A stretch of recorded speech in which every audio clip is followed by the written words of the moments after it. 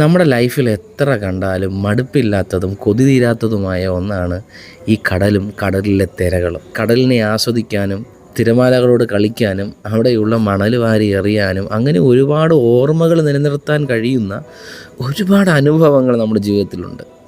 അതുപോലെ തന്നെ കടൽ തീരത്ത് നിന്നുകൊണ്ട് കടൽ വെള്ളത്തിൽ കളിക്കുക എന്നത് ഒരു അപകടം പിടിച്ച കാര്യം കൂടിയാണ്. ഒന്ന് ശ്രദ്ധ തെറ്റിയാൽ തിര അടിച്ച് നമ്മെ വലിച്ചുകൊണ്ട് പോകും. അങ്ങനെ ഒരുപാട് അപകട സംഭവങ്ങൾ നമ്മൾ വാർത്തകളിലൊക്കെ കേട്ടിട്ടുണ്ട്. ഇതുപോലെ ഞാനും കഴിഞ്ഞ ദിവസം കടൽ തീരത്തിരുന്നു കൊണ്ട് കണ്ട ഒരു മനോഹരമായ കാഴ്ചയാണ് ഇന്ന് ഞാൻ നിങ്ങളുടെ മുമ്പിൽ പങ്കുവയ്ക്കുന്നത്. അവിടെ കണ്ടതിൽ വച്ച് ഏറ്റവും മനോഹരമായ കാഴ്ചയായിട്ട് എനിക്കത് തോന്നി. 2-3 കൊച്ചു കുട്ടികൾ ആ കടൽ തീരത്ത് നിന്നുകൊണ്ട് ആ തിരമാലയോട് ആ കടലിനോടും മതിമറന്ന് ഒരു ഭയവും ഇല്ലാതെ അങ്ങ് ആസ്വദിച്ച് കുളിക്കുകയാണ്.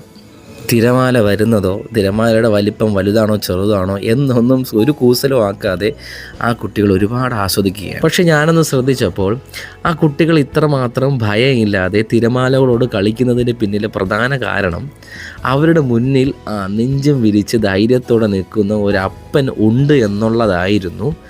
അവർ ഇത്രമാത്രം ആ തിരമാലകളോട് ഭയമില്ലാതെ നിന്നതിൻ്റെ പ്രധാന കാരണം. അതുപോലെ തന്നെ ഒരുപാട് തിരമാലകൾ വന്ന് ആ അപ്പനെ മറികടക്കുന്നുണ്ട്. ഒരുപാട് പേര് ചുറ്റും നിന്ന് കളിക്കുന്നുണ്ട്. പക്ഷേ ആ അപ്പൻ്റെ നോട്ടവും ശ്രദ്ധയും മുഴുവനും തൻ്റെ കുട്ടികളുടെ മേൽ മാത്രമായിരുന്നു.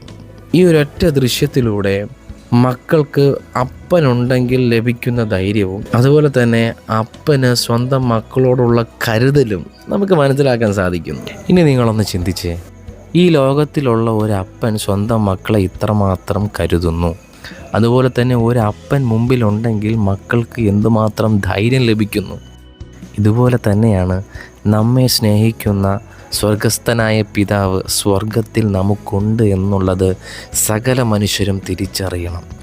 ആ ദൈവം നമ്മോട് കൂടെ ഉണ്ടെങ്കിൽ നമുക്ക് ആരെയും ഭയപ്പെടേണ്ട ആവശ്യമില്ല.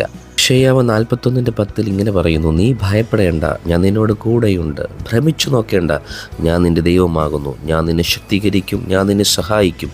എൻ്റെ നീതിയുള്ള വലം കൈ കൊണ്ട് ഞാൻ നിന്നെ താങ്ങും. ദൈവം നിങ്ങളെ അനുഗ്രഹിക്കുമാറാകട്ടെ. ആമേൻ.